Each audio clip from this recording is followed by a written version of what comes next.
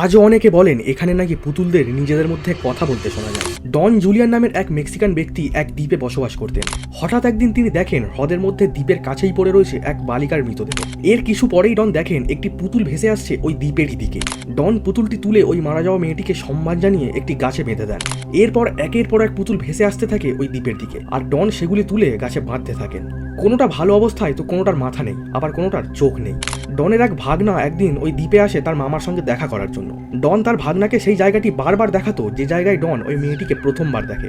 হঠাৎ ডনের ভাগনা একদিন দেখে ডন ঠিক সেখানেই উপুর হয়ে পড়ে রয়েছে যেখানে ওই মেয়েটি পড়েছিল। এই নিয়ে ডনের বাড়ির লোকের সঙ্গে কথা বলা হলে তারা জানায় ডনের মানসিক অবস্থা মোটেও ভালো ছিল না। অনেকে বলেন ডনকে ওই মেয়েটি জলের মধ্যে টেনে নিয়ে গিয়ে হত্যা করেছে। এখন এই জায়গাটি টুরিস্টদের জন্য খোলা। এখনো এই জায়গায় গেলে আপনি ওই সমস্ত অদ্ভুত পুতুলদের দেখতে পাবেন। নিজে গিয়েও ওই পুতুল আপনি বাঁধতে পারেন। টুরিস্টদের মধ্যে অনেকেই বলেছেন তারা ওখানে লক্ষ্য করেছেন পুতুলগুলি নিজেদের হাত পা নাড়াচ্ছে, আবার কেউ মাথা নাড়াচ্ছে। অনেকে আবার পুতুলগুলির মধ্যে ফিসফিস করে কথা বলার আওয়াজও পেয়েছেন। ভৌতিক বিষয় থাকুক বা না থাকুক, এইরকম দৃশ্য চোখের সামনে আসলে গা তো ছমছম করেই উঠবে, তাই না? পুরো ঘটনাটি শুনে আপনার কি মতামত আমাদের তা কমেন্ট করে জানান।